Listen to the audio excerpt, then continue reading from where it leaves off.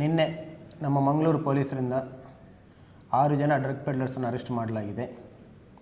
2 ಪ್ರತ್ಯೇಕ ಪ್ರಕರಣಗಳಲ್ಲಿ, ಒಂದು ಪ್ರಕರಣ ನಾರ್ತ್ ಪೊಲೀಸ್ ಸ್ಟೇಷನು, ಮತ್ತೊಂದು ಪ್ರಕರಣ ಸೌತ್ ಪೊಲೀಸ್ ಸ್ಟೇಷನಲ್ಲಿ ಇವರನ್ನು ದಸ್ತಗಿರಿ ಮಾಡಲಾಗಿದೆ.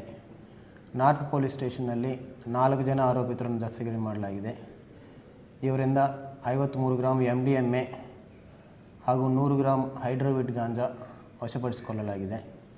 ಅದೇ ರೀತಿ ಈ ನಾರ್ತ್ ಪೊಲೀಸ್ ಸ್ಟೇಷನಲ್ಲಿ ಅರೆಸ್ಟ್ ಮಾಡಿದವರಿಂದ 60 ಗ್ರಾಮ್ ಹೈಡ್ರೋವಿಟ್ ಗಾಂಜಾ, 1 kg ಜಾಸ್ತಿ ಗಾಂಜಾವನ್ನು ಕೂಡ ವಶಪಡಿಸಿಕೊಳ್ಳಲಾಗಿದೆ.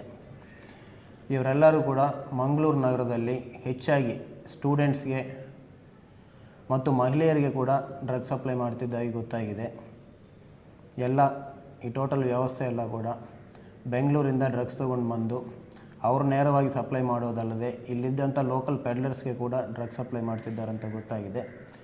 ಇನ್ಫಾರ್ಮೇಷನ್ ಎಲ್ಲ ಬಂದ ನಂತರ ನಮ್ಮ ಸೆಂಟ್ರಲ್ ACP ಅವರ ಟೀಮ್ ಎಲ್ಲರೂ ಕೂಡ ಕರೆಕ್ಟಾಗಿ ಪ್ಲಾನ್ ಮಾಡಿ ಎಲ್ಲರೂ ಡ್ರಗ್ಸ್ ಹಿಡ್ಕೊಂಡು ಇದ್ದಾಗ ರೆಡ್ ಹ್ಯಾಂಡೆಡ್ ಆಗಿ ರೈಡ್ ಮಾಡಿ ಎಲ್ಲರನ್ನೂ ಕೂಡ ಅರೆಸ್ಟ್ ಮಾಡಲಾಗಿದೆ.